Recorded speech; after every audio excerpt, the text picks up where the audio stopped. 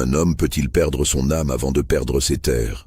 Dans les registres effacés de la Martinique coloniale, une transaction figure encore aujourd'hui sous le sceau du secret.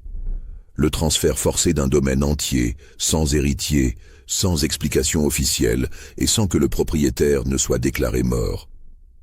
Juste une ligne dans un cahier poussiéreux. Propriété transférée par ordre royal. Motif indicible. Si cette histoire vous glace le sang, abonnez-vous maintenant et commentez de quelle ville vous nous écoutez. Nous avons besoin de savoir que vous êtes là, avec nous, pour affronter ce qui suit.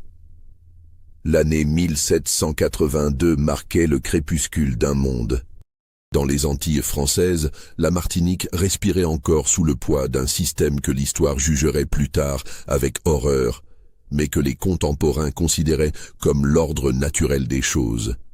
Les plantations de canne à sucre s'étendaient sur des lieux, découpant le paysage verdoyant en parcelles de servitude et de profit. Au nord-est de l'île, dans une région que les cartes de l'époque désignaient simplement comme les hauteurs orientales, se dressait le domaine de Bellevue. Le nom sonnait comme une promesse, comme ces appellations flatteuses dont les colons aimaient baptiser leurs propriétés pour masquer la réalité brutale de leur entreprise. 300 hectares de terre fertile, 187 âmes réduites en esclavage, une maison de maître qui dominait la vallée comme un œil blanc fixant l'océan au loin. La construction principale, érigée en 1763, obéissait à l'architecture créole de l'époque. Large véranda pour capter la brise, volets verts contre la chaleur, toiture en bardeaux de cèdre importés de Louisiane. Chaque détail proclamait la richesse et le pouvoir. Les murs de pierre blanche, extraites des carrières de la côte, gardaient la fraîcheur même pendant les après-midi les plus étouffants. À l'intérieur, des meubles d'acajou côtoyaient des tapisseries venues de Lyon. Des candélabres en argent massif illuminaient des soirées où l'on discutait des cours du sucre et des dernières nouvelles de Versailles. Guillaume de Valcourt régnait sur ce petit royaume avec la certitude tranquille de ceux qui ne remettent jamais en question leur droit à dominer. Fils unique d'une famille de négociants bordelais enrichis dans le commerce triangulaire, il avait hérité du domaine à la mort de son père en 1776. À 32 ans, il incarnait parfaitement le planteur créole, élégant dans ses habits de lin blanc, cultivé à la manière des salons parisiens, impitoyable dans la gestion de sa propriété. Sa femme, Constance, l'avait rejoint 2 ans après son arrivée. Mariée par arrangement entre familles de la bonne société coloniale, elle avait quitté Fort-Royal avec le trousseau approprié et les instructions maternelles sur ses devoirs d'épouse. 24 ans, des traits délicats que le soleil tropical n'avait pas encore marqués, une éducation soignée chez les Ursulines.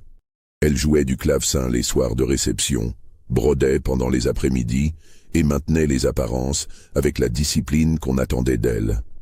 Le domaine fonctionnait selon un ordre aussi rigide que les grilles de fer qui fermaient les baraquements. Levé à 4h30, rassemblement au son de la cloche, départ vers les champs sous la surveillance des commandeurs. Les cannes ne se coupaient pas seules, le sucre ne se raffinait pas par magie, et les profits qui enrichissaient les caisses de Valcourt exigeaient leur tribut quotidien en sueur, en sang, en vie consumée avant l'âge. Parmi les hommes qui travaillaient aux champs, 5 se distinguaient, pas par leur apparence. Tous portèrent les mêmes vêtements usés jusqu'à la trame, les mêmes cicatrices de fouet, les mêmes mains abîmées par le travail incessant. Non, ce qui les distinguait échappait au regard superficiel. C'était une qualité invisible, une intensité dans le regard, une manière de se tenir droit malgré tout. Les autres esclaves les respectaient sans que personne ne sache vraiment pourquoi. Les commandeurs les surveillaient davantage, sentant confusément un danger qu'ils ne pouvaient nommer. Amadou était le plus âgé, peut-être 45 ans, peut-être plus, qui comptait vraiment. Arraché à sa terre natale 20 ans auparavant, il avait survécu à la traversée, aux épidémies, aux punitions.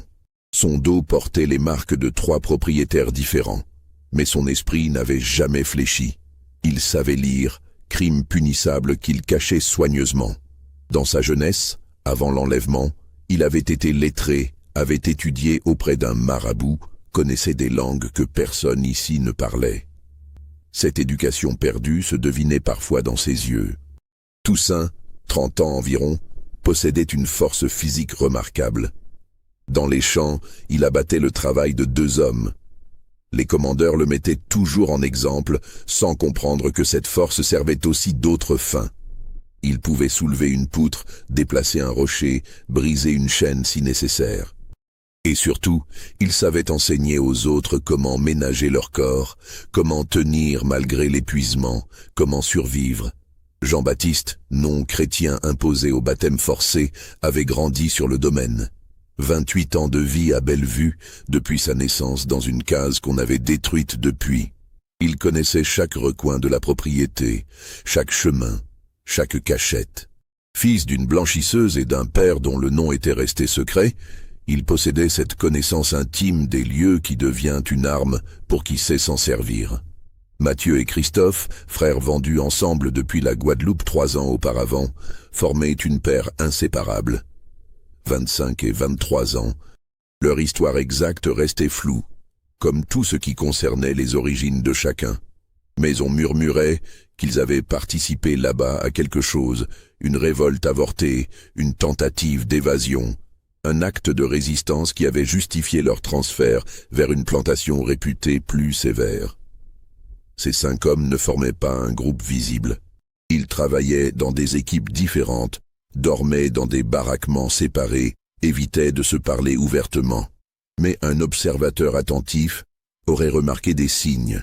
Un regard échangé au moment de la distribution de l'eau, un geste de la main qui semblait anodin, une chanson de travail dont les paroles portaient un double sens. Ils communiquaient dans le langage des opprimés, celui qui échappe au maître parce qu'il n'a pas de grammaire officielle. La vie à Bellevue suivait son cours implacable. Les saisons se distinguaient à peine sous les tropiques, marquées seulement par l'intensité des pluies et le cycle de la canne. Récolte, broyage, raffinage, expédition. Le sucre partait vers Bordeaux, l'argent revenait vers Valcourt, et la roue tournait, écrasant des vies dans son mouvement perpétuel. Le changement survint un soir de juillet 1782. Plus tard, certains diraient que tout avait commencé bien avant, que les signes étaient là depuis des mois, mais que personne n'avait voulu les voir. D'autres prétendraient que c'était arrivé d'un coup, comme un orage qui éclate sans prévenir. La vérité se situait probablement entre les deux. Ce soir-là, Valcourt rentra de Fort-Royal avec 4 heures de retard. Il avait assisté à une réunion du Conseil des planteurs, un de ces rassemblements où l'on discutait des cours, des réglementations, des rumeurs inquiétantes venues de France. Depuis quelque temps, des idées dangereuses circulaient dans la métropole. Des philosophes parlaient de droit naturel, d'égalité, de liberté. Des voix s'élevaient, même, timidement encore, contre l'esclavage. Les planteurs martiniquais suivaient ces développements avec un mélange de mépris et d'anxiété. La réunion s'était prolongée.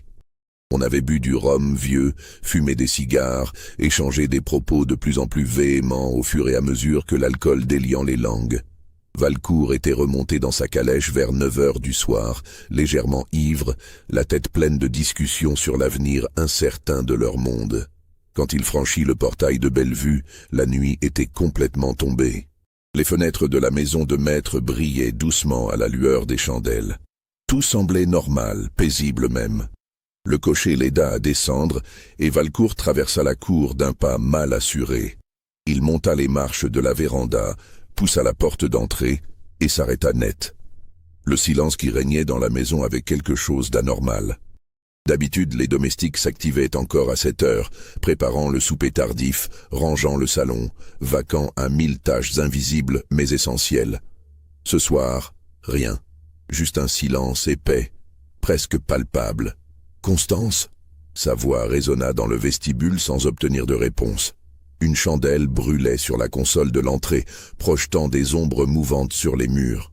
Valcourt avança, passant de pièce en pièce, une inquiétude croissante chassant les vapeurs de l'alcool. Le salon, vide. La salle à manger, les couverts du souper étaient disposés sur la table, mais personne n'avait mangé. La cuisine, un feu mourant dans l'âtre, une marmite abandonnée, une odeur de ragoût brûlé. Il grimpa l'escalier 4 à 4, le cœur battant maintenant d'une peur dont il ne comprenait pas encore la nature. À l'étage, les chambres se succédaient, toutes silencieuses, toutes apparemment désertes. Puis il atteignit sa propre chambre, au bout du couloir. La porte était entr'ouverte. Une lumière tremblotante filtrait par l'embrasure. Et des voix, basses, indistinctes, mais indubitablement des voix. Valcourt poussa la porte. La scène qui s'offrit à ses yeux le figea sur place, le cerveau incapable d'abord de traiter ce qu'il voyait, comme si la réalité elle-même avait basculé dans quelque chose d'incompréhensible. Constance était là, assise sur le lit conjugal. Elle portait encore sa robe du soir, mais ses cheveux défaits tombaient sur ses épaules. Son visage exprimait quoi? Pas de la peur, pas de la honte non plus. Quelque chose d'autre, quelque chose que Valcourt n'avait jamais vu chez elle. Et autour du lit, debout, les bras croisés, parfaitement immobile, se tenaient 5 hommes noirs. Amadou, Toussaint, Jean-Baptiste, Mathieu, Christophe. 5 esclaves dans sa chambre. 5 esclaves qui ne baissaient pas les yeux. 5 esclaves qui le regardaient avec une expression qu'aucun maître n'aurait dû jamais voir sur le visage de ses propriétés. Le temps sembla se suspendre. Dans ce silence chargé d'une tension insoutenable, 1000 questions se bousculaient dans l'esprit de Valcourt sans qu'aucune ne trouve la voie. Que faisait-il là? Comment était-il entré? Où étaient les domestiques, les commandeurs, les surveillants? Et surtout, pourquoi Constance ne criait-elle pas? Ce fut elle qui parla la première, d'une voix calme, presque douce, qui rendit la situation encore plus surréaliste. « Tu rentres tard, Guillaume. » La normalité de ces mots, prononcés comme si de rien n'était, comme si la scène n'avait rien d'extraordinaire, acheva de déstabiliser Valcourt. Il ouvrit la bouche, la referma, cherchant une réponse appropriée à une situation pour laquelle aucun manuel de bonne manière coloniale ne prévoyait de protocole. Comment ose-t-il? Sa voix mourut.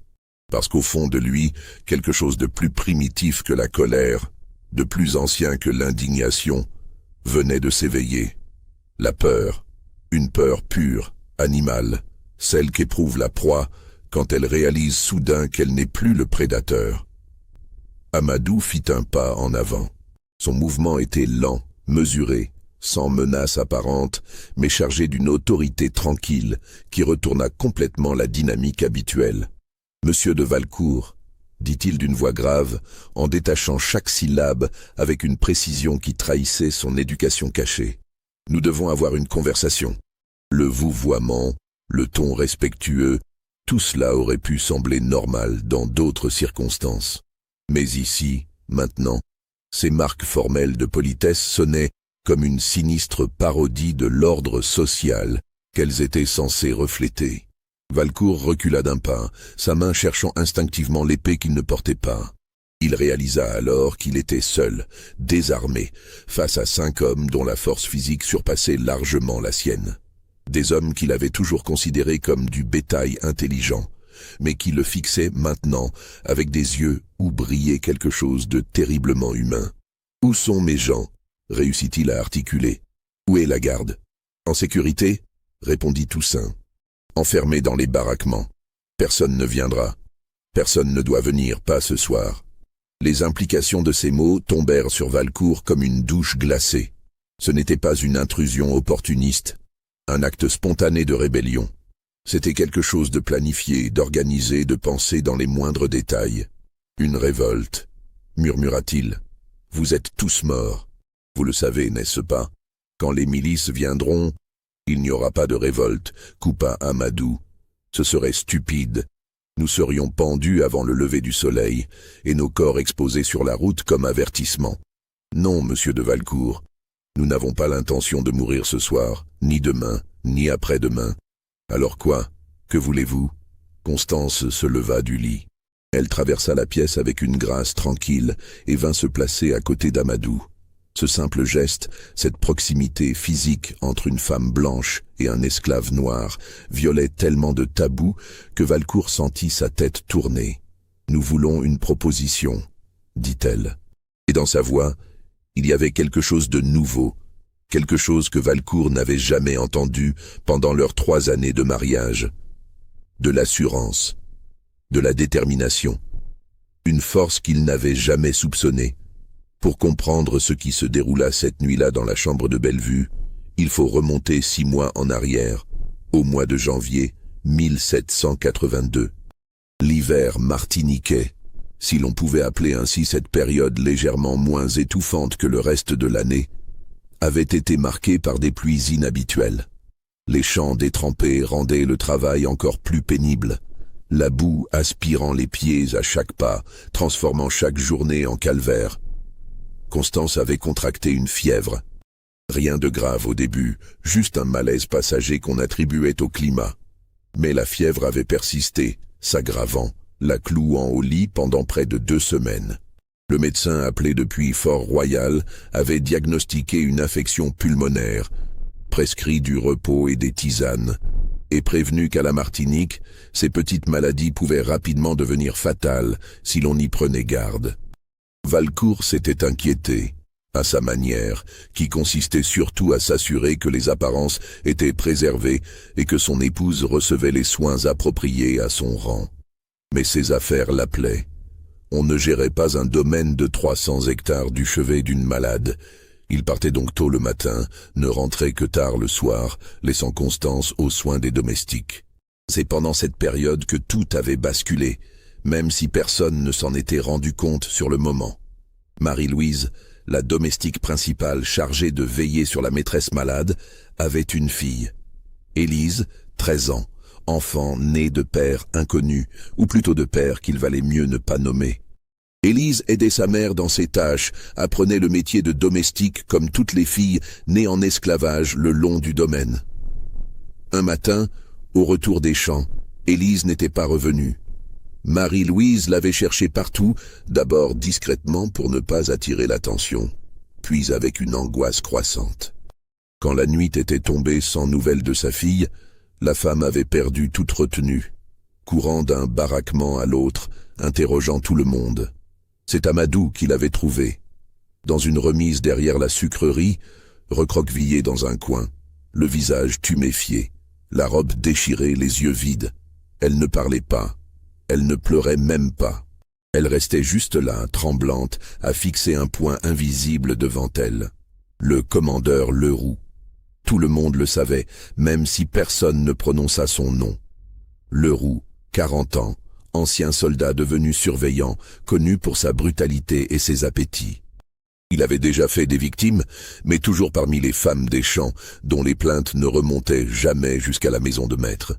Cette fois, il s'était attaqué à la fille d'une domestique proche de la maîtresse. Marie-Louise était montée jusqu'à la chambre de Constance. Elle s'était agenouillée au pied du lit, avait embrassé les mains de sa maîtresse et entre 2 sanglots, avait tout raconté. Elle suppliait, elle implorait. Justice, protection, n'importe quoi. Constance, encore faible de sa fièvre, avait écouté. Elle avait promis d'en parler à son mari. Elle avait fait ce que toute maîtresse bien élevée était censée faire. Exprimer de la compassion, promettre une intervention, et laisser les hommes régler ces affaires désagréables. Mais quand elle en avait parlé à Valcourt, le soir même, la réaction de son époux avait été tout, sauf celle qu'elle attendait. « Leroux est un bon commandeur », avait-il dit sans lever les yeux de ses comptes. Ferme, efficace. On ne trouve pas facilement des hommes capables de tenir les esclaves. Mais Guillaume, cet enfant, ses filles grandissent vite sous les tropiques. Elle a 13 ans, tu dis ? Dans 2 ans, elle sera en âge de se reproduire. C'est le cours naturel des choses. Le cours naturel des choses. La voix de Constance avait tremblé. Tu parles d'un viol. Je parle de discipline. Leroux maintient l'ordre. S'il prend quelques libertés, c'est le prix à payer pour la tranquillité du domaine. Tu ne comprends pas comment ça fonctionne ici, Constance. Tu n'as pas à comprendre. Occupe-toi de ta santé et laisse-moi gérer mes affaires. Il était ressorti. la laissant seule avec ses pensées et sa fièvre qui semblait maintenant moins physique que morale. Cette nuit-là, Constance n'avait pas dormi. Allongée dans l'obscurité, elle avait écouté les bruits de la nuit tropicale, les insectes, les grenouilles, et au loin, très loin, un chant mélancolique qui montait des baraquements. Elle avait pensé à Élise. Elle avait pensé à Marie-Louise. Elle avait pensé à toutes ces femmes dont les vies se déroulaient dans l'ombre de la sienne, invisibles, interchangeables, réduites à leurs fonctions. Et pour la première fois depuis son arrivée à la Martinique, depuis son mariage, depuis toujours peut-être, Constance s'était posé une question terrible. Et si tout cela était mal? Les jours suivants, sa fièvre physique s'était résorbée, mais quelque chose d'autre avait pris sa place. Une fièvre de l'esprit, une agitation intérieure qu'elle ne pouvait nommer. Elle regardait maintenant la maison de maître avec d'autres yeux. Les domestiques qui passaient silencieusement, les plateaux qu'on apportait, les habits qu'on lavait, tout ce balai quotidien lui apparaissait soudain sous un jour différent. Elle avait commencé à parler avec Marie-Louise. Pas les conversations usuelles entre maîtresse et servante, mais quelque chose de plus profond. Elle posait des questions. Elle écoutait les réponses. Et lentement, un monde dont elle n'avait jamais soupçonné l'existence se dévoilait. Marie-Louise lui parlait des autres femmes, de leur vie, de leurs peurs. Elle lui parlait des hommes aussi, de ceux qui résistaient silencieusement, qui gardaient leur dignité malgré tout. Elle avait mentionné Amadou, qui savait lire et qui apprenait en secret à d'autres. Elle avait parlé de Toussaint, qui protégeait les plus faibles, de Jean-Baptiste, qui connaissait tous les secrets du domaine, des frères Mathieu et Christophe, qui refusaient de se laisser briser. Et puis, un soir, elle avait chuchoté quelque chose qui avait glacé Constance. « Madame, il va se passer quelque chose, bientôt. Je ne sais pas quoi exactement, mais je le sens. Il y a trop de colère qui s'accumule, trop de haine. Un jour ça explosera. Une révolte. Peut-être, ou pire. Je ne sais pas, madame, mais j'ai peur. Pour ma fille, pour nous tous, pour vous aussi. » Ces mots avaient hanté Constance pendant des semaines. Elle observait les esclaves avec une attention nouvelle, cherchant des signes de cette rébellion annoncée. Mais tout semblait continuer comme avant. Les chants, le travail, la routine implacable. C'est en mars que tout avait vraiment commencé. Un soir, après le dîner, alors que Valcourt s'était retiré dans son bureau pour fumer, Constance avait surpris une conversation dans la cuisine. 3 domestiques parlaient à voix basse, sans la voir dans l'embrasure de la porte. Elles discutaient d'une réunion qui devait avoir lieu cette nuit-là, dans la vieille distillerie abandonnée au bout du domaine. Des hommes allaient se rassembler, pour parler, pour planifier. Constance aurait dû rapporter immédiatement ces paroles à son mari. C'était son devoir d'épouse, son rôle de maîtresse. Dénoncer toute conspiration, toute velléité de révolte. Mais elle n'avait rien dit. Au lieu de cela, poussée par une impulsion qu'elle ne comprenait pas elle-même, elle avait attendu que la maison s'endorme. Puis, enveloppée dans une cape sombre, elle s'était glissée dehors. La nuit martiniquaise était noire comme de l'encre, sans lune, juste les étoiles qui perçaient difficilement à travers les nuages. Constance avait marché à tâtons, se guidant au bruit des grenouilles et au parfum entêtant des fleurs nocturnes. Elle connaissait le chemin vers la vieille distillerie. Elle était passée devant 100 fois pendant ses promenades diurnes. Quand elle s'était approchée du bâtiment délabré, elle avait vu de la lumière filtrer entre les planches disjointes. Des voix, basses et graves, résonnaient à l'intérieur. Constance s'était cachée derrière un mur effondré, le cœur battant si fort qu'elle craignait qu'on ne l'entende. À travers une fissure dans le mur, elle pouvait voir une partie de la scène intérieure. Ils étaient une quinzaine d'hommes assis en cercle autour d'une lanterne. Amadou parlait debout, dessinant quelque chose dans la poussière du sol avec un bâton. Les autres écoutaient avec une attention intense. Constance ne pouvait pas entendre distinctement toutes les paroles, mais elle saisissait des bribes. Des mots comme liberté, dignité, risque, Sacrifice. Amadou semblait expliquer quelque chose de complexe, un plan qui nécessitait patience et coordination. La violence est leur domaine, disait-il. Ils ont les armes, les lois, l'habitude de tuer sans conséquence. Si nous les affrontons sur ce terrain, nous perdrons. Nous devons être plus intelligents. Alors quoi? La voix de Toussaint, reconnaissable à sa profondeur. On accepte? On continue à vivre comme du bétail? Non. On trouve un autre chemin. Un chemin qui ne mène pas à notre mort collective. Un chemin qui nous donne une chance de survie. Et peut-être plus. Quel chemin? C'était Jean-Baptiste qui posait la question. Amadou avait souri, un sourire étrange, presque triste. Le chemin de leur propre destruction. Ils ne le voient pas, mais leur monde est en train de s'effondrer. En France, les idées changent. Les lois vont changer. Pas demain, pas la semaine prochaine, mais ça vient. Notre rôle n'est pas de les tuer. Notre rôle est de survivre jusqu'à ce que leur système s'écroule de lui-même. Et en attendant, on subit. En attendant, on se prépare, on apprend, on s'organise. Et quand viendra le moment, et il viendra, on sera prêt. La conversation avait continué, mais Constance n'écoutait plus vraiment. Son esprit tourbillonnait. Ces hommes qu'elle avait toujours considérés comme de simples possessions, des outils vivants, parlaient de philosophie, de stratégie, d'avenir. Ils pensaient, ils planifiaient, ils espéraient. Elle était retournée à la maison sans se faire repérer, s'était glissée dans son lit et était restée éveillée jusqu'à l'aube, bouleversée par ce qu'elle avait entendu. Les semaines suivantes, quelque chose avait changé en elle. Elle ne pouvait plus regarder les esclaves du domaine avec les mêmes yeux. Chaque fois qu'elle croisait Amadou ou l'un des autres, elle se souvenait de cette nuit, de leurs voix graves discutant de liberté dans l'obscurité. Et lentement, imperceptiblement, une idée folle avait germé dans son esprit. Les mois qui suivirent furent marqués par une transformation silencieuse. À la surface, rien ne changeait. Bellevue continuait de fonctionner selon sa routine implacable. Les cannes poussaient, étaient récoltées, transformées en sucre. Les bateaux partaient vers la France. L'argent rentrait.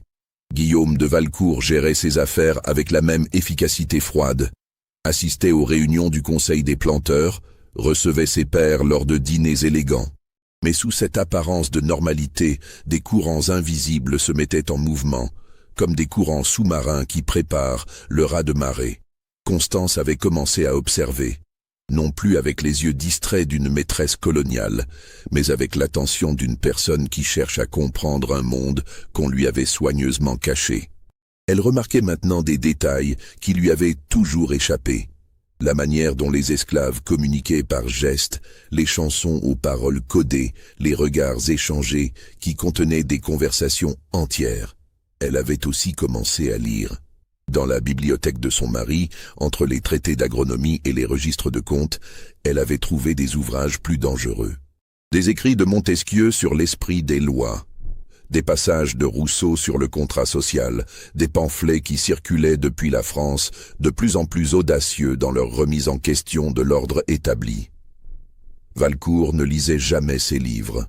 Il les possédait parce qu'un homme de sa condition se devait de posséder une bibliothèque respectable, mais il ne s'intéressait qu'aux chiffres, aux bilans, aux prévisions de récolte. Il ne voyait pas sa femme passer des après-midi entiers, plongée dans des réflexions qui auraient horrifié n'importe quel colon. En avril, Constance avait franchi une nouvelle étape. Elle avait demandé à Marie-Louise d'arranger une rencontre avec Amadou. « C'est dangereux, madame », avait murmuré la domestique, les yeux écarquillés. « Pour vous, mais surtout pour lui. Si le maître la prend, il ne la prendra pas. Je dois lui parler. »« Pourquoi, madame? Qu'est-ce qui vous pousse à prendre un tel risque ?» Constance avait réfléchi longuement avant de répondre. « Parce que je ne peux plus vivre dans le mensonge. Parce que j'ai vu quelque chose que je ne peux pas désapprendre. Et parce que je crois que ce que vous vivez ici est mal. Profondément. Terriblement mal. » Marie-Louise avait pleuré.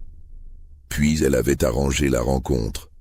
Cela s'était passé un après-midi où Valcourt était parti pour Fort-Royal pour une de ces réunions interminables. Amadou avait été amené à la maison sous prétexte d'une réparation urgente dans la bibliothèque. Les autres domestiques avaient été écartés sous divers prétextes. Quand Constance s'était retrouvée seule face à cet homme qu'elle avait vu de loin tant de fois, mais avec qui elle n'avait jamais vraiment parlé, elle avait ressenti une peur étrange. Non pas la peur physique, mais celle de franchir une limite invisible, de briser un tabou si profondément ancré qu'elle n'en avait jamais questionné l'existence. Amadou se tenait debout, les yeux baissés, dans la posture qu'on attendait d'un esclave face à sa maîtresse. Mais il y avait quelque chose dans son immobilité même qui trahissait une force contenue, une dignité qu'aucune servitude ne pouvait vraiment effacer. « Regardez-moi », avait dit Constance doucement. Amadou avait levé les yeux, et dans ce regard, Constance avait vu une intelligence aiguë, une profondeur de pensée qui démentait tout ce qu'on lui avait enseigné sur l'infériorité naturelle des races. « Je sais ce qui se passe », avait-elle commencé. « Je sais que vous vous réunissez, que vous planifiez quelque chose. Je ne suis pas là pour vous dénoncer, je suis là parce que je veux comprendre. » Le visage d'Amadou n'avait pas bougé, mais quelque chose avait changé dans ses yeux. De la surprise? De la méfiance? Les deux probablement. « Madame de Valcourt, avec tout le respect que je vous dois, pourquoi devrais-je vous parler? Vous êtes la femme du maître, ma maîtresse. Tout ce que je dirai pourra être utilisé contre nous. Je sais, vous n'avez aucune raison de me faire confiance, mais je vous demande quand même de m'écouter. » Et alors, dans cette bibliothèque remplie de livres que personne ne lisait, Constance avait fait quelque chose d'impensable. Elle s'était assise, forçant ainsi Amadou par les règles de la politesse à s'asseoir également, et elle avait parlé. Elle lui avait raconté ce qu'elle avait entendu cette nuit-là près de la vieille distillerie. Elle lui avait parlé de sa prise de conscience progressive, de son dégoût croissant pour le système dans lequel elle vivait. Elle lui avait confié ses lectures, ses doutes, ses questions. « Je ne peux pas les libérer », avait-elle dit finalement. « Je n'ai aucun pouvoir légal. Ce domaine appartient à mon mari. Je ne suis moi-même qu'une possession un peu plus privilégiée que les autres. Mais je ne peux pas non plus continuer à faire semblant de ne rien voir. Alors je vous demande, que puis-je faire ?» Amadou l'avait observé longuement, comme s'il cherchait à percer ses véritables intentions. Puis, il avait parlé, et sa voix avait perdu le ton servile pour adopter celui d'un homme éduqué, s'adressant à un égal. « Vous me posez une question impossible, madame. Comment une personne qui bénéficie d'un système peut-elle l'aider à se détruire? Même si vos intentions sont sincères, et je ne dis pas qu'elles ne le sont pas, vous restez du côté de ceux qui nous possèdent. Je comprends, mais il doit y avoir quelque chose. Il y a peut-être quelque chose, avait coupé Amadou. Mais cela vous demanderait de tout risquer. Votre position, votre sécurité, peut-être votre vie. Êtes-vous prête à cela? Je ne sais pas, avait répondu Constance honnêtement. Mais parlez-moi quand même. Dites-moi ce que vous envisagez. Et Amadou avait parlé. Il avait expliqué leur dilemme. Il savait qu'une révolte violente serait écrasée dans le sang. L'île entière était une prison gardée par des milliers de soldats, de miliciens, de planteurs armés jusqu'aux dents et prêts à tuer pour préserver leurs privilèges. Chaque tentative de soulèvement dans les Antilles s'était soldée par des massacres, des pendaisons publiques, des tortures exemplaires. « Alors nous cherchons un autre chemin », avait-il dit. Un chemin qui ne passe pas par la violence ouverte, mais par quelque chose de plus subtil.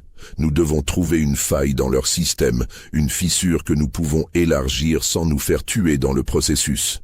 Quelle faille? Leur propre cupidité, leur arrogance, leur certitude que nous ne sommes rien. C'est à la fois leur force et leur faiblesse. Constance avait frissonné à ces mots.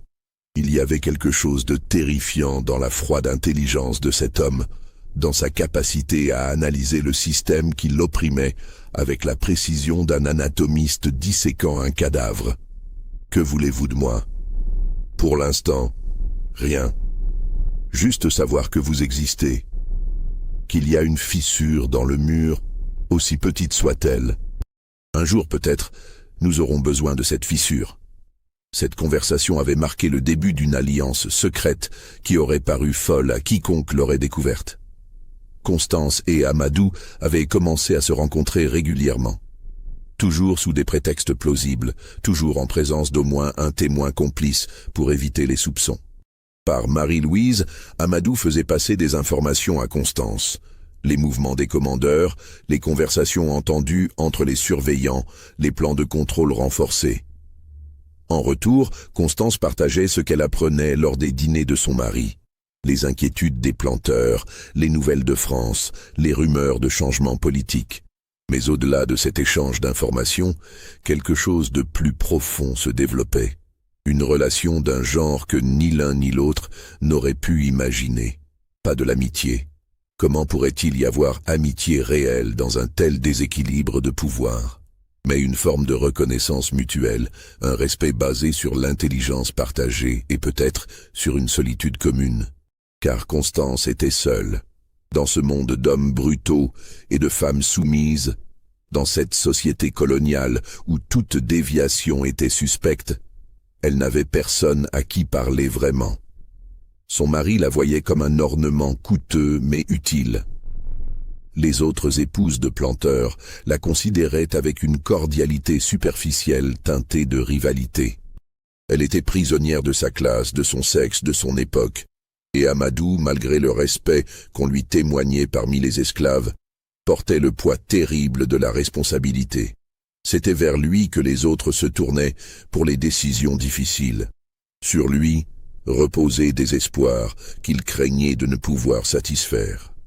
Il était seul au sommet d'une pyramide d'oppression, le plus conscient peut-être de l'impossibilité de leur situation. Les semaines passaient. Mai arriva, puis juin. La chaleur devenait insoutenable. Les pluies se faisaient rares et la tension montait imperceptiblement. Plusieurs incidents mineurs avaient éclaté. Un commandeur blessé dans des circonstances mystérieuses, un incendie dans une réserve de matériel, des outils qui disparaissaient.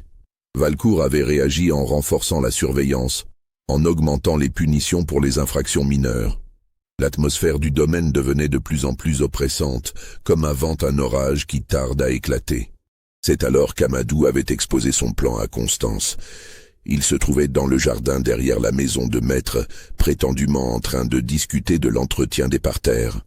Marie-Louise montait la garde à distance, prête à donner l'alerte si quelqu'un s'approchait. « Il y a une chose que les maîtres valorisent plus que tout », avait dit Amadou à voix basse. « Plus que l'argent, plus que la terre, l'honneur, leur réputation, l'idée qu'ils se font d'eux-mêmes. »« Je sais », avait répondu Constance. « Mon mari passerait des heures à discuter de préséance, de lignée, de respectabilité. » Exactement. Et c'est là que nous pouvons les frapper. Pas avec des armes, pas avec la violence, mais en détruisant ce qui fait leur identité. Comment? Amadou avait regardé autour de lui avant de continuer, sa voix devenant encore plus basse. En créant une situation tellement scandaleuse, tellement incompréhensible pour leur vision du monde, qu'elle les paralysera. Une situation où agir selon leurs lois les détruira socialement, mais où ne pas agir les détruira moralement. Je ne comprends pas. Pas encore. Mais vous comprendrez. Parce que cette situation, Madame de Valcourt, vous en serez le centre. Et moi, et 4 autres hommes que j'ai choisis soigneusement, nous en serons les instruments. Constance avait senti un frisson glacé descendre le long de sa colonne vertébrale. De quoi parlez-vous exactement? D'un scandale si immense qu'il forcera votre mari à choisir entre tout perdre publiquement ou tout perdre privément. D'une transgression si absolue que les règles habituelles ne s'appliqueront plus. D'un piège qui se refermera sur lui en utilisant ses propres préjugés comme ressort. Amadou, vous me faites peur. Bien, car ce que je propose est effrayant. Mais c'est aussi peut-être notre seule chance. Notre seule chance de sortir d'ici vivant et libre. Il avait alors exposé son plan. Et à mesure qu'il parlait, Constance sentait l'horreur et la fascination se mêler en elle. C'était monstrueux. C'était brillant. C'était d'une audace folle. Et cela pourrait marcher. Vous me demandez de... Elle n'arrivait pas à terminer la phrase.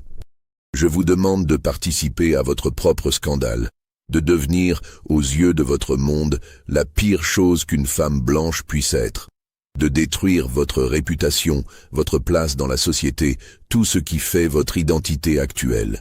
Et en échange, nous gagnons notre liberté, les 5 hommes qui participeront à cela, et peut-être d'autres. Et vous, madame, vous gagnez quelque chose de plus rare encore, la possibilité de devenir qui vous êtes vraiment, au lieu de ce que votre naissance vous a forcé à être. Comment pouvez-vous être sûr que ça marchera? Je ne peux pas. C'est un pari. Le pari le plus dangereux que j'ai jamais fait. Si ça échoue, nous mourrons. Tous. Mais si nous ne faisons rien, nous mourrons de toute façon. Juste plus lentement, plus misérablement. Constance avait demandé du temps pour réfléchir. Amadou lui avait donné 1 semaine. Ces 7 jours avaient été les plus torturants de sa vie. Elle tournait et retournait le plan dans son esprit, en examinant chaque aspect, chaque risque, chaque implication. Elle pensait à ce qu'elle avait à perdre. Son confort, sa sécurité, sa place dans le seul monde qu'elle avait jamais connu. Elle pensait aussi à ce qu'elle avait à gagner. La possibilité de vivre selon ses propres convictions, de ne plus être complice d'un système qu'elle abhorrait.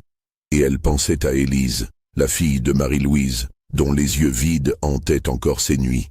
Au bout de 7 jours, elle avait convoqué Amadou. « Je le ferai », avait-elle dit simplement. « Dites-moi ce que je dois faire. » Les préparatifs avaient pris 2 mois.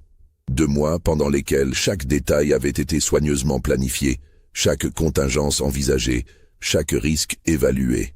Amadou ne laissait rien au hasard. Il savait qu'il n'aurait qu'une chance et que la moindre erreur signifierait leur mort à tous. Il avait commencé par choisir les 4 autres hommes qui participeraient au plan. Le choix était crucial. Il fallait des hommes en qui il pouvait avoir une confiance absolue, qui comprenaient les enjeux, qui étaient prêts à risquer leur vie pour une chance de liberté. Mais il fallait aussi des hommes dont la participation renforcerait l'impact du scandale qu'ils allaient créer. Toussaint avait été le premier choix évident.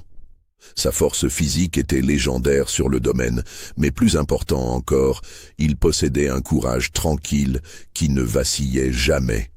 Amadou lui avait exposé le plan lors d'une de leurs réunions secrètes dans la vieille distillerie. « Tu comprends ce qu'on te demande ?» avait dit Amadou. « Il ne s'agit pas de violence, il s'agit de théâtre. De créer une image si choquante que leur monde s'effondrera. » Toussaint avait hoché la tête lentement. « Je comprends, et je suis prêt. Si cela peut nous libérer, moi et mes frères, je ferai ce qu'il faut. » Jean-Baptiste avait été plus difficile à convaincre. Né sur le domaine, il avait passé sa vie entière à naviguer dans les interstices du système, à survivre en restant invisible. L'idée de se placer volontairement au centre d'un scandale allait contre tous ses instincts. « C'est de la folie », avait-il murmuré quand Amadou lui avait expliqué. « Ils nous tueront, lentement, douloureusement, en exemple pour tous les autres. Peut-être, ou peut-être pas. C'est le pari. Pourquoi moi? Pourquoi me choisir pour cette chose? Parce que tu connais ce domaine mieux que quiconque. Parce que tu sais où se cachent les secrets, où sont enterrés les cadavres métaphoriques. Et parce que j'ai besoin de quelqu'un qui peut penser vite si les choses tournent mal. » Jean-Baptiste avait fini par accepter, mais Amadou voyait la peur dans ses yeux. Une peur légitime, raisonnée, qui ne diminuait en rien son courage. Les frères Mathieu et Christophe avaient accepté ensemble, comme ils faisaient tout. Leur histoire à la Guadeloupe restait mystérieuse, mais Amadou savait qu'ils avaient déjà fait face à la mort et qu'ils ne la craignaient plus de la même manière que les autres. « Si ça peut nous sortir de cet enfer, » avait dit Mathieu, « alors on le fera. Et si ça ne marche pas, au moins, on aura essayé, » avait ajouté Christophe. « Mieux vaut mourir debout que vivre à genoux. » Avec les 5 hommes réunis, Amadou avait commencé à coordonner les détails. Il fallait d'abord établir un réseau de complicité parmi les autres esclaves. Pas tout le monde. Trop de gens au courant augmenterait les risques de fuite. Mais suffisamment pour assurer le silence au moment crucial et pour neutraliser les commandeurs et surveillants le soir venu. Marie-Louise était devenue le lien entre Constance et le groupe. Elle transmettait les messages, coordonnait les rencontres, servait de guet. Sa fille, Élise, toujours marqué par son traumatisme, mais trouvant dans cette entreprise une forme de vengeance silencieuse, l'aidait. Constance, de son côté, devait préparer le terrain psychologique. Elle avait commencé à se montrer plus distante avec son mari, à manifester une mélancolie croissante. Valcourt, absorbé par ses affaires et peu intéressé par les états d'âme de sa femme, n'y prêtait qu'une attention distraite. Il attribuait ses humeurs aux caprices naturels des femmes, aggravés peut-être par le climat tropical. « Tu devrais voir le médecin », lui avait-il dit un jour. « Ces langueurs ne sont pas saines, un tonique peut-être. » Constance s'était contentée de hocher la tête, laissant son mari croire qu'il comprenait la situation. En parallèle, Amadou orchestrait une série de petits incidents destinés à augmenter la tension sur le domaine. Rien de spectaculaire, juste assez pour mettre les nerfs de tout le monde à vif. Un outil cassé ici, un retard inexpliqué là, une chanson un peu trop audacieuse qui se propageait dans les champs. Valcourt réagissait en augmentant la surveillance, en durcissant les punitions. Le commandeur Leroux, qui n'avait jamais été inquiété pour son agression sur Élise, se montrait de plus en plus brutal, comme s'il sentait confusément que son autorité était menacée. C'était exactement ce qu'Amadou voulait. Il voulait que l'atmosphère devienne insoutenable, que la pression monte jusqu'au point de rupture. Quand le scandale éclaterait, il fallait que tout le monde soit déjà au bord du précipice. Le timing était crucial. Ils avaient choisi le soir du 15 juillet pour une raison précise. C'était le jour où Valcourt devait assister au conseil des planteurs à Fort-Royal, une réunion qui durait généralement jusque tard dans la soirée. Cela leur donnerait le temps de mettre en place tous les éléments sans être dérangés. Le matin du 15 juillet, Constance s'était réveillée avec une clarté d'esprit étrange. La peur était toujours là, bien sûr, mais atténuée par quelque chose de plus fort, la détermination. Elle avait fait son choix. Elle irait jusqu'au bout. Elle avait pris son petit déjeuner avec Valcourt comme d'habitude. Ils avaient échangé les banalités habituelles. Elle lui avait souhaité une bonne journée. Il était parti vers 9 heures, ne se doutant de rien. Dès que sa calèche avait disparu au bout de l'allée, les choses s'étaient mises en mouvement. Marie-Louise avait discrètement fait passer le mot aux complices. Un à un, sous divers prétextes, les gens clés avaient quitté leur poste. Les commandeurs avaient reçu des messages les appelant à différents endroits du domaine pour des urgences fictives. Les surveillants s'étaient retrouvés confrontés à des problèmes qui nécessitaient leur attention immédiate. À midi, le plan entrait dans sa phase critique. Amadou et les 4 autres hommes avaient discrètement convergé vers les baraquements principaux. Là, avec l'aide d'une dizaine de complices, ils avaient neutralisé les quelques surveillants restants. Pas violemment, juste assez pour les immobiliser et les enfermer. Personne n'est blessé, avait insisté Amadou. Nous ne sommes pas des meurtriers, nous sommes juste des hommes qui cherchent la liberté.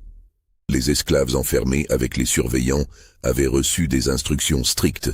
Silence complet, pas de violence. Juste attendre que tout soit fini. Ceux qui refusaient de coopérer étaient attachés mais traités avec respect. À 14 heures, la maison de maître était pratiquement vide. Seuls restaient Constance, Marie-Louise, Élise et 2 autres domestiques complices. Le reste avait été envoyé au loin sous prétexte de courses à faire. Amadou et les 4 autres étaient entrés dans la maison.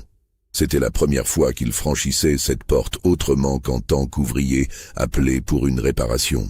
Ils s'étaient arrêtés dans le vestibule, regardant autour d'eux ce luxe construit sur leur souffrance. « C'est vraiment si beau », avait murmuré Christophe avec ironie. « Ce n'est que du bois et de la pierre », avait répondu Amadou. « Ce qui compte, c'est ce que nous allons en faire aujourd'hui. » Constance les attendait dans le salon. Elle portait une de ses plus belles robes, comme si elle se préparait pour une réception. Dans un sens, c'était exactement ce qu'elle faisait. « Vous êtes sûr ?» avait demandé Amadou une dernière fois. « Il est encore temps de reculer. »« Non », avait répondu Constance fermement. « Il n'est plus temps. Nous allons jusqu'au bout. » Les heures suivantes avaient été étranges, presque surréelles. Ils avaient tous monté à l'étage, vers la chambre conjugale. Marie-Louise et les autres domestiques étaient restés en bas, montant la garde. Dans la chambre, ils avaient préparé la scène. Ce n'était pas ce que des esprits salaces pourraient imaginer. Il ne se passa rien de ce que le scandale futur laisserait entendre. Amadou avait été très clair. Tout devait reposer sur l'apparence, sur la suggestion, sur ce que les gens croiraient, plutôt que sur la réalité. Ils avaient parlé, longuement. Constance et les 5 hommes, assis dans cette chambre, avaient discuté de ce qui allait se passer, de ce qu'ils espéraient accomplir, de leurs peurs et de leurs espoirs.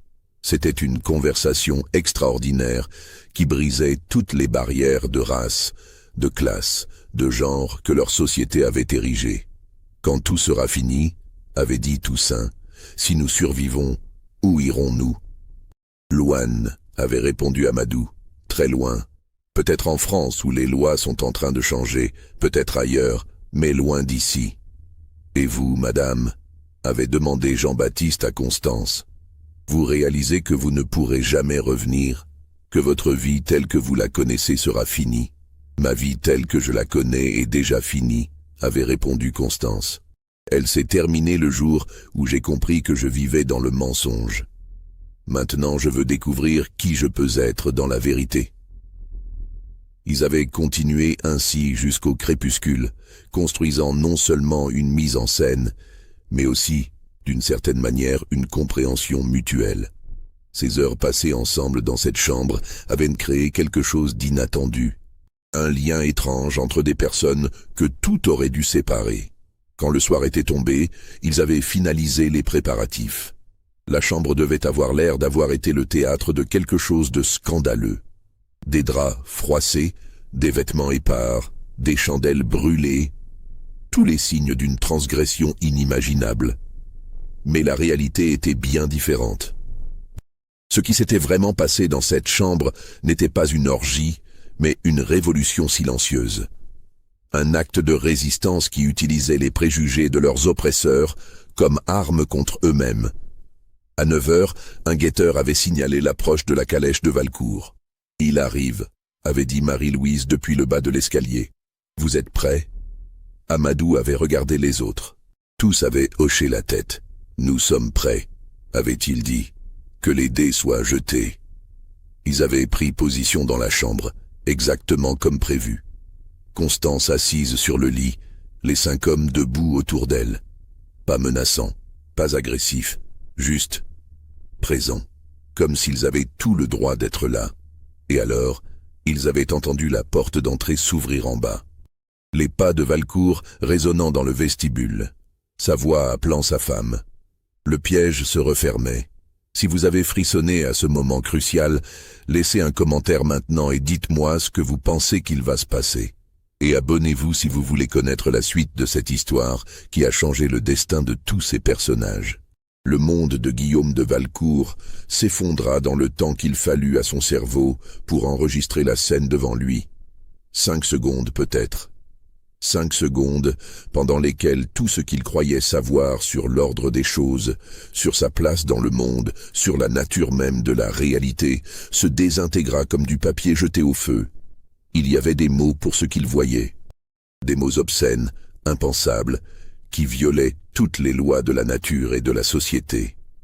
Mais ces mots refusaient de se former dans son esprit, comme si la seule pensée de les articuler pouvait contaminer son âme. Qu'est-ce que... Il commença, mais sa voix se brisa.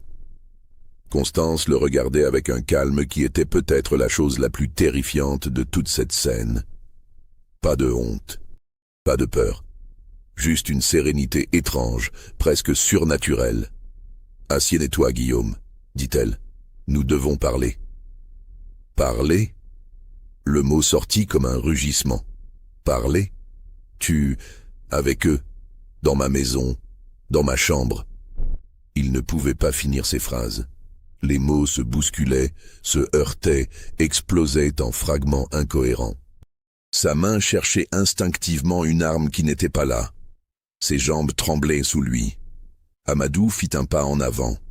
Le mouvement était lent, mesuré, mais Valcourt recula comme s'il avait été menacé par un prédateur. « Monsieur de Valcourt, » dit Amadou de sa voix grave et cultivée, « vous devez nous écouter maintenant. Votre vie en dépend. Notre vie en dépend. » Tout dépend de ce qui va se passer dans les prochaines minutes. Ma vie. Valcourt avait retrouvé sa voix, et avec elle toute l'arrogance de sa classe. Ma vie, c'est la vôtre qui ne tient qu'à un fil. Vous êtes morts, tous les 5, pendus, écorchés, brûlés.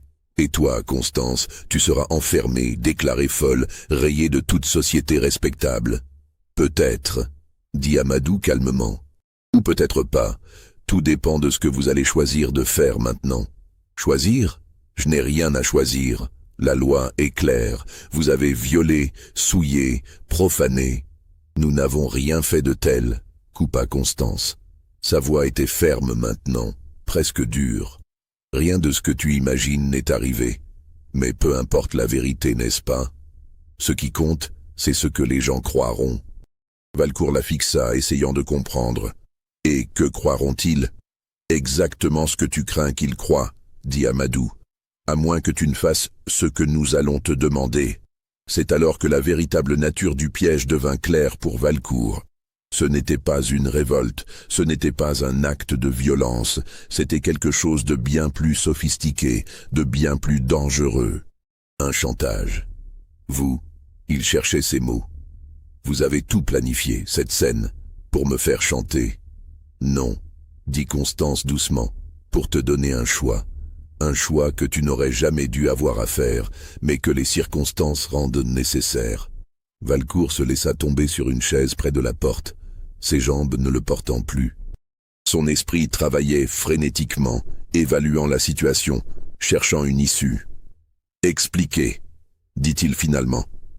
Expliquez-moi votre folie avant que je ne vous fasse tous exécuter. » Amadou et Constance échangèrent un regard. Puis Amadou parla, et ce qu'il dit résonna dans la chambre comme une sentence de mort pour l'ancien monde. Voici la situation, monsieur de Valcourt. En ce moment même, plus de 40 personnes sur ce domaine savent exactement ce qui se passe dans cette chambre. Elles savent où nous sommes. Elles savent depuis combien de temps nous sommes ici. Et elles peuvent témoigner, si on le leur demande, de ce qu'elles ont vu ou cru voir. Des esclaves, cracha Valcourt, leur témoignage ne vaut rien devant un tribunal.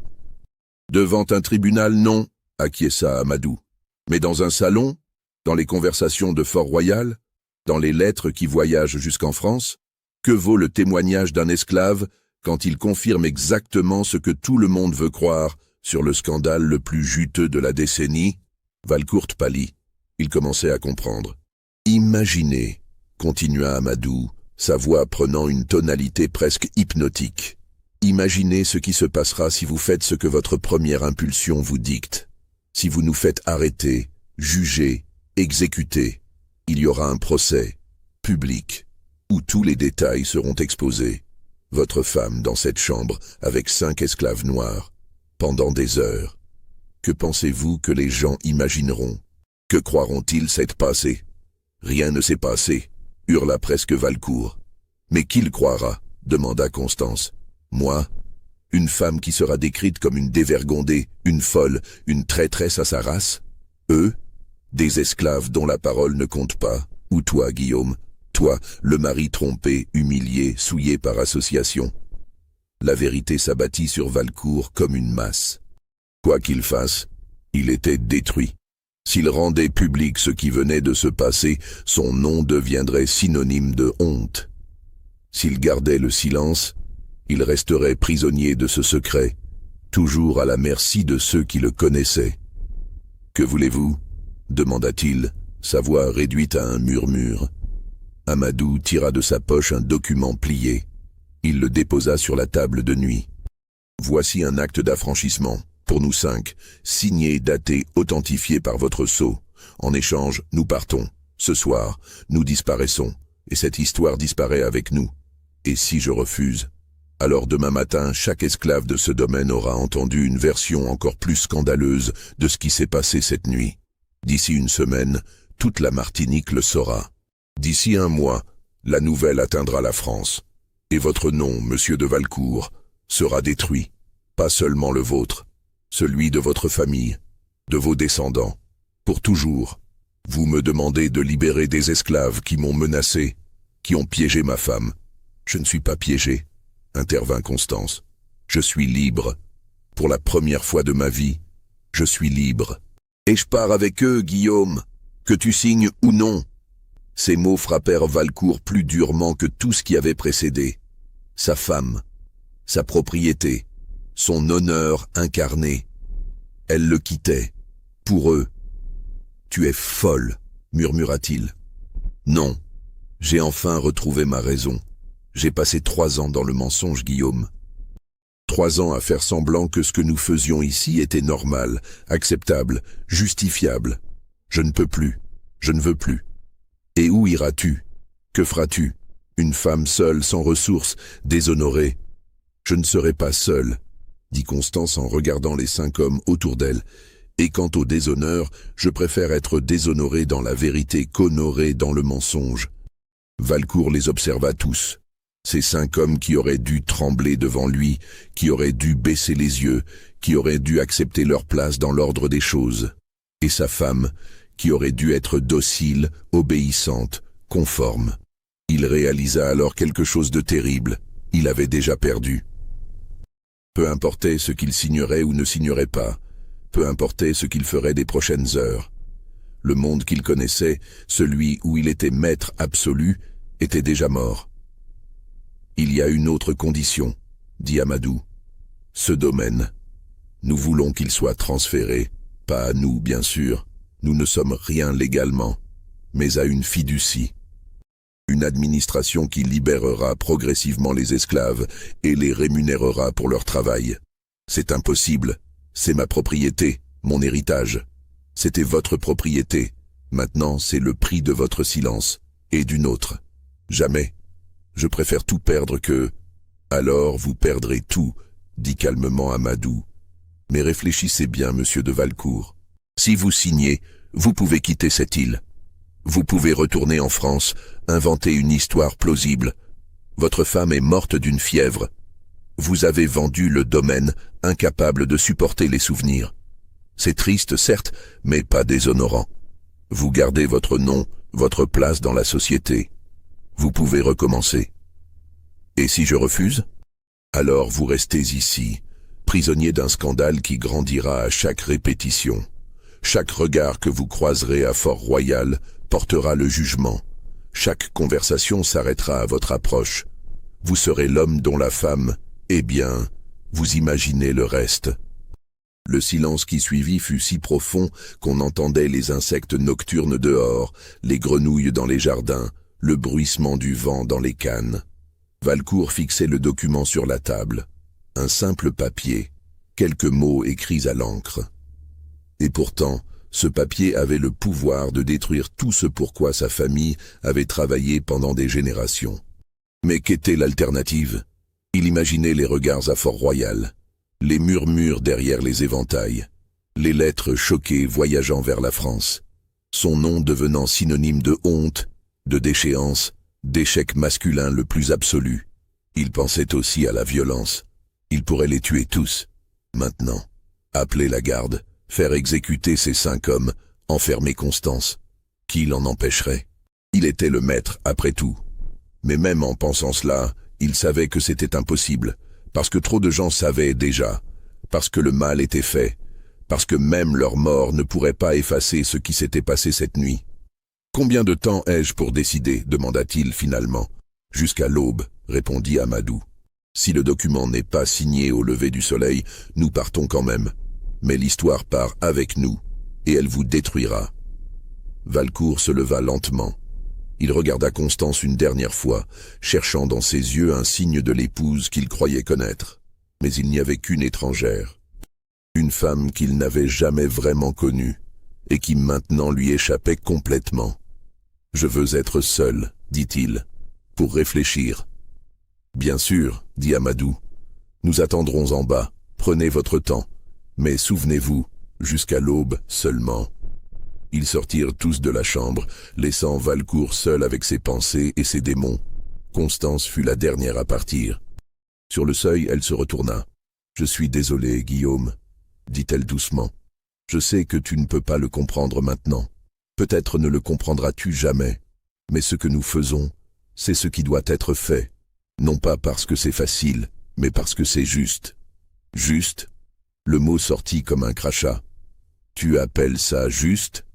Je l'appelle nécessaire. Ce monde dans lequel nous vivions, Guillaume, c'était un mensonge. Un mensonge magnifique, confortable, mais un mensonge quand même. Construit sur la souffrance de milliers de personnes. Il était temps de le regarder en face. Elle ferma la porte, le laissant seul. Les heures qui suivirent furent les plus longues de la vie de Guillaume de Valcourt. Il resta dans cette chambre, assis dans le fauteuil près de la fenêtre, regardant la nuit tropicale sans vraiment la voir. Il pensait à son père, mort depuis 6 ans, qui lui avait légué ce domaine avec la fierté d'un homme qui avait construit quelque chose de durable. Il pensait à ses ancêtres, négociants de Bordeaux qui avaient fait fortune dans le commerce triangulaire. Il pensait à tout ce que son nom représentait. Et il pensait aussi, malgré lui, à ce que Constance avait dit. Ce monde était-il vraiment un mensonge? Il se leva et alla à la fenêtre. Au loin, il voyait les baraquements où dormaient ceux qu'il possédait. Ou croyait posséder. Pouvait-on vraiment posséder des êtres humains? Cette question qu'il n'avait jamais posée auparavant le hantait maintenant.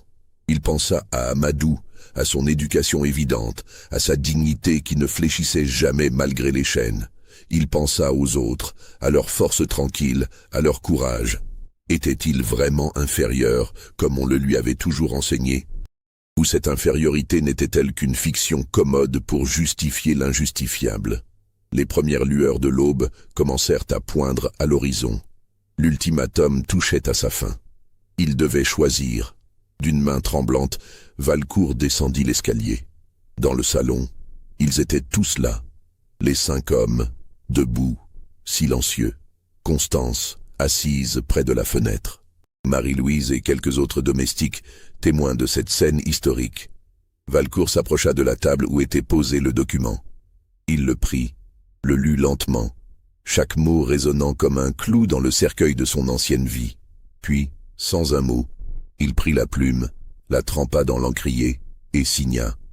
Le grattement de la plume sur le papier sembla remplir toute la pièce. Quand ce fut fini, Valcourt posa la plume et recula. « C'est fait », dit-il, sa voix à peine audible. « Vous avez gagné. Prenez-le et partez. Je ne veux plus jamais vous revoir. » Amadou prit le document, l'examina soigneusement, puis le plia et le plaça dans une pochette de cuir. « Merci, monsieur de Valcourt. Vous avez fait le bon choix, le seul choix possible. »« Ne me remerciez pas, » cracha Valcourt. « Je ne l'ai pas fait pour vous. Je l'ai fait pour moi, pour sauver ce qui peut encore être sauvé de mon nom. »« Je sais, » dit Amadou, « mais peu importe les raisons. Le résultat est le même. Nous sommes libres. » Les mots résonnèrent dans la pièce comme une cloche. Libres. Après toute une vie d'esclavage, ils étaient libres. Constance se leva et s'approcha de son mari. Elle retira son alliance et la posa sur la table. « Adieu, Guillaume, » dit-elle. « Je ne peux pas dire que j'ai été heureuse avec toi, mais je te souhaite de trouver, un jour, une forme de paix avec ce que tu es. »« Va-t'en, » murmura Valcourt sans la regarder. « Va-t'en avant que je ne change d'avis et que je vous tue tous. » Ils partirent sans un mot de plus. Les 6 silhouettes disparurent dans l'aube naissante, marchant vers une vie nouvelle dont personne ne pouvait prédire le cours.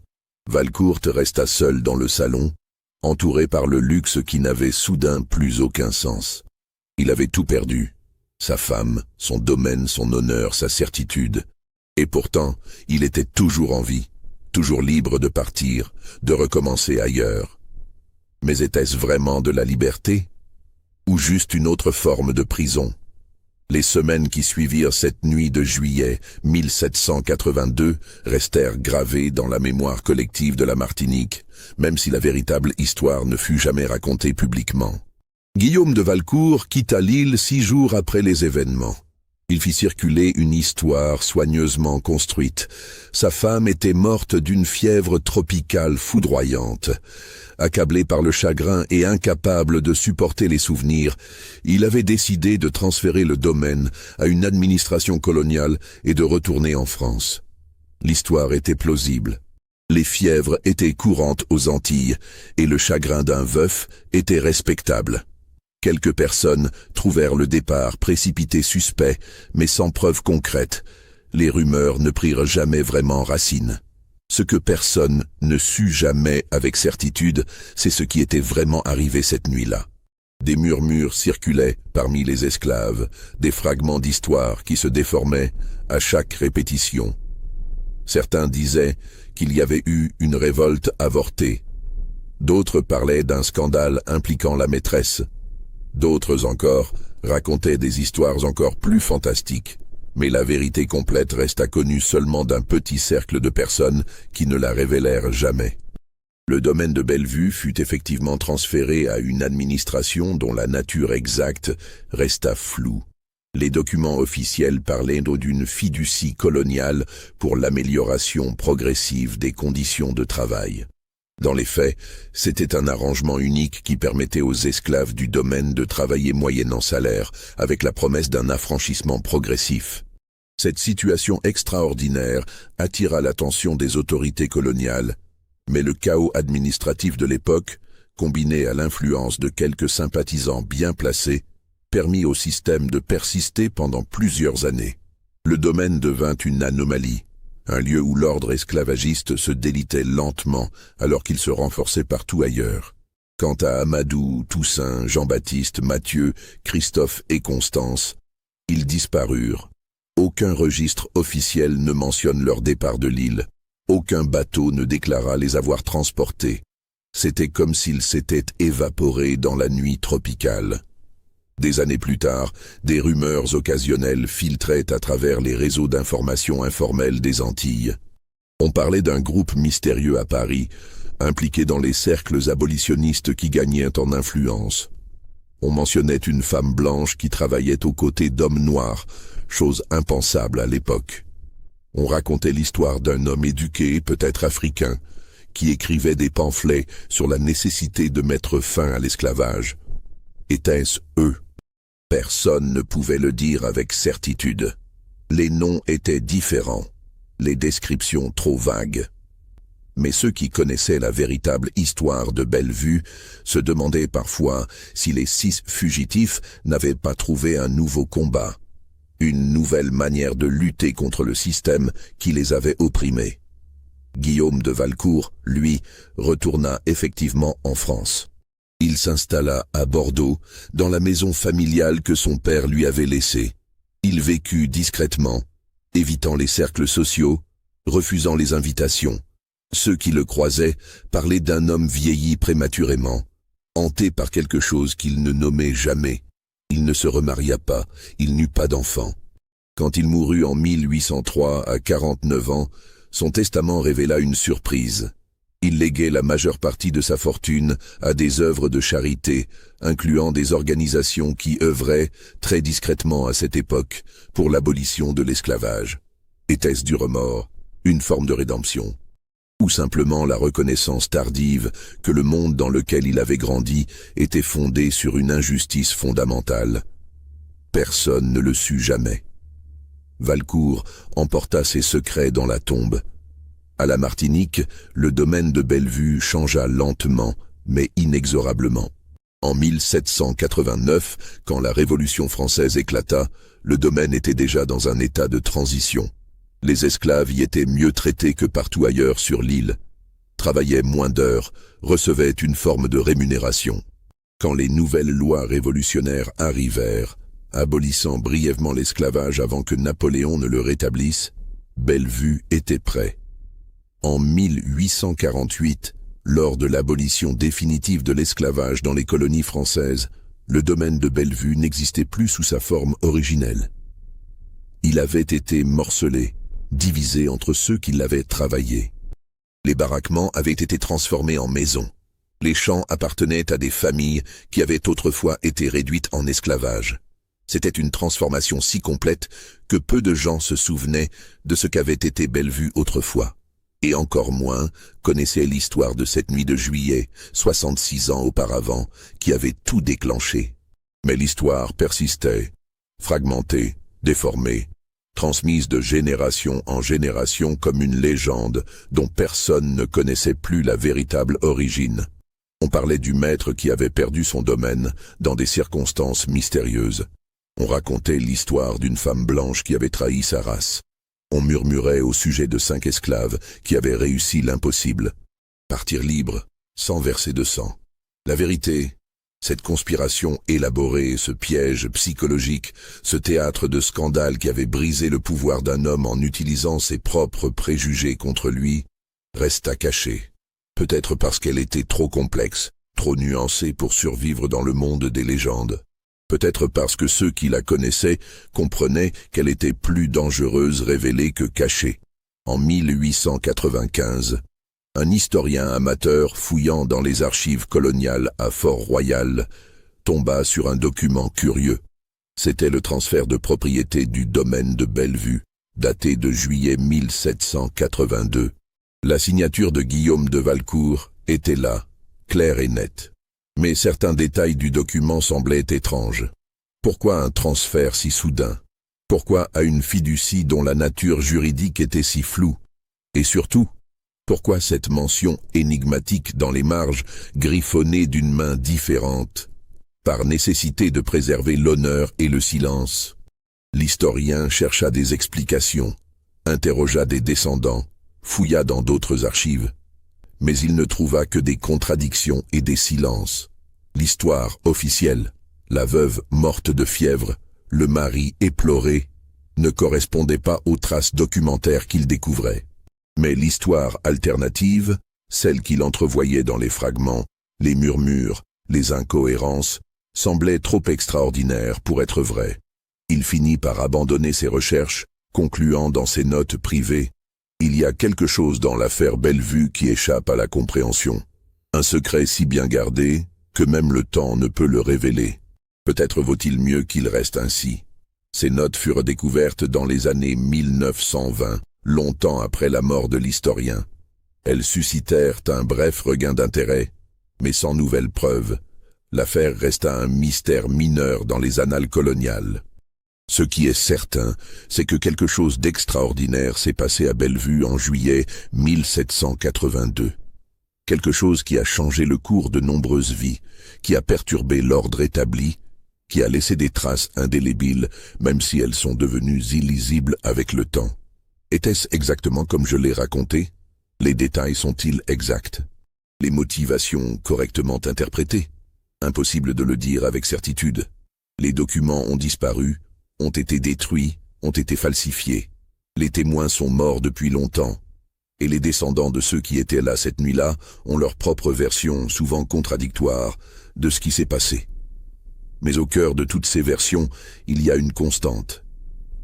Un homme a perdu son pouvoir, 5 esclaves ont gagné leur liberté, et une femme a choisi la vérité au détriment de sa position sociale. Comment exactement cela s'est produit reste sujet à interprétation. Ce qui n'est pas sujet à interprétation, c'est l'impact à long terme. Le domaine de Bellevue devint, dans les décennies qui suivirent, un symbole. Pas un symbole public, trop dangereux pour le système esclavagiste encore en place, mais un symbole privé, murmuré dans les baraquements, transmis dans les chansons codées, raconté comme preuve qu'un autre monde était possible. Quand l'abolition arriva finalement, 66 ans après cette nuit de juillet, certains sur l'île se souvinrent de Bellevue. Ils se souvinrent qu'il y avait eu un précédent, même obscur, même controversé. Que la transition vers la liberté n'était pas nécessairement une catastrophe sanglante. Que des arrangements étaient possibles. Est-ce que cela fit une différence dans le grand schéma de l'histoire? Difficile à dire. L'abolition de l'esclavage dans les colonies françaises fut le résultat de forces historiques immenses, de luttes politiques en métropole, de révoltes aux Antilles, de changements économiques globaux. Une petite histoire sur un domaine martiniquais ne pouvait pas changer tout cela. Mais pour ceux qui furent directement touchés, les 187 âmes qui vivaient à Bellevue en 1782 et leurs descendants, l'impact fut immense. Ils vécurent différemment. Ils travaillèrent dans des conditions moins brutales. Ils eurent un aperçu de ce que pourrait être la liberté avant que la liberté ne soit officiellement accordée. Et peut-être, dans l'histoire plus large de la résistance à l'esclavage, dans ce récit souvent invisible de 1000 petites rébellions, de 1000 actes de défi quotidiens, de 1000 manières de préserver sa dignité face à l'oppression, l'histoire de Bellevue occupe une place particulière. Non pas comme une victoire éclatante, mais comme une victoire subtile. Une victoire qui n'a pas détruit le système, mais qui a créé une fissure dans son armure. Une fissure par laquelle, éventuellement, la lumière a pu pénétrer. Quant à Constance, Amadou et les autres, leur destin final reste inconnu. Ont-ils vraiment atteint la France? Ont-ils participé aux mouvements abolitionnistes qui gagnaient en force? Ont-ils vécu assez longtemps pour voir l'abolition qu'ils avaient espérée? Ou ont-ils péri en mer, victimes de l'un des nombreux dangers qui guettaient les voyageurs clandestins? Ont-ils été repris, réduits à nouveau en esclavage, malgré leurs papiers d'affranchissement? Ont-ils simplement disparu dans l'immensité du monde, leurs traces effacées par le temps et l'oubli? Les registres ne le disent pas. Les archives gardent le silence. Et peut-être est-ce mieux ainsi. Peut-être que leur véritable victoire n'était pas dans ce qu'ils sont devenus après, mais dans ce qu'ils ont fait cette nuit-là, dans le courage d'imaginer un autre monde, de risquer tout pour le rendre réel, même brièvement, même imparfaitement. Il y a une dernière pièce du puzzle, découverte par hasard dans les archives d'une petite paroisse près de Bordeaux. Un registre de baptême datant de 1788 contient une entrée curieuse. Une femme prénommée Constance, sans nom de famille mentionné, a servi de marraine lors du baptême d'un enfant métis, dont les parents ne sont pas identifiés. Le prêtre a noté dans la marge « Femme de condition incertaine mais d'éducation évidente », a insisté pour le baptême malgré l'opposition de certains paroissiens, a payé généreusement pour les frais d'église. Est-ce la même Constance? La coïncidence des dates et des circonstances est troublante. Mais aucune preuve définitive ne lie cette entrée à l'ancienne Madame de Valcourt. Ce qui est certain, c'est que cette femme, qui qu'elle fût, a défié les conventions sociales pour aider un enfant que la société rejetait. Un dernier acte de rébellion peut-être. Ou simplement la continuation d'un choix fait 6 ans auparavant sur une île tropicale. Les dernières traces documentaires de l'affaire Bellevue datent de 1810. Un notaire de Fort-Royal, rédigeant un inventaire des propriétés coloniales pour le gouvernement, nota avec perplexité que l'ancien domaine de Bellevue n'existait plus en tant qu'entité légale unique. Il avait été fragmenté, morcelé, transformé en quelque chose que les catégories juridiques de l'époque ne pouvaient pas vraiment saisir. Une anomalie administrative, écrivit-il. Résultat d'arrangements privés dont la nature exacte échappe à la documentation officielle. Recommande de classer le dossier comme résolu par obsolescence. Et c'est ainsi que l'histoire officielle se termina. Par une note bureaucratique sèche, par un classement administratif, par l'oubli institutionnel. Mais les histoires ne meurent jamais vraiment. Elles se transforment, se déforment, deviennent des légendes, des murmures, des questions sans réponse. Dans les familles descendant des esclaves de Bellevue, on raconte encore parfois l'histoire du maître qui a tout perdu en une nuit. Les détails varient. Certains disent qu'il a été maudit. D'autres parlent d'une révolte secrète. D'autres encore mentionnent un pacte avec des forces qu'ils ne nomment pas clairement. Mais tous s'accordent sur un point. Quelque chose s'est passé à Bellevue. Quelque chose qui a changé le cours des choses. Quelque chose qui prouve que même dans le système le plus oppressif, des fissures peuvent apparaître. Et à travers ces fissures, parfois, la liberté peut se faufiler. Alors, cette histoire est-elle vraie? A-t-elle vraiment eu lieu comme je l'ai raconté? Ou n'est-ce qu'une reconstruction, une interprétation de fragments épars, une tentative de donner du sens à des documents contradictoires et à des silences éloquents? Je vous laisse décider. Les archives sont là, imparfaites et incomplètes. Les traces existent, floues et ambiguës. Et quelque part entre les faits vérifiables et les légendes transmises, entre les documents officiels et les histoires murmurées, se trouve peut-être la vérité sur ce qui s'est passé à Bellevue en juillet 1782. Une vérité qui commence avec un homme certain de son pouvoir, qui continue avec 6 personnes imaginant l'impossible, et qui se termine avec un domaine disparu et des vies transformées. Une vérité qui nous rappelle que l'histoire n'est pas seulement faite par les puissants, mais aussi par ceux qui ont le courage de défier les certitudes de leur époque. Et vous, qu'en pensez-vous? Cette histoire vous semble-t-elle plausible? Croyez-vous qu'elle ait pu vraiment se produire? Commentez ci-dessous vos réflexions, abonnez-vous à cette chaîne si ces mystères historiques vous fascinent, et partagez cette histoire avec ceux qui, comme vous, se demandent ce qui se cache vraiment derrière les silences de l'histoire officielle. Car au final, les histoires les plus troublantes ne sont pas celles des fantômes et des malédictions. Ce sont celles qui auraient pu être vraies, celles qui peut-être l'ont été. Le maître qui a perdu son domaine, après avoir partagé sa femme avec 5 esclaves rebelles.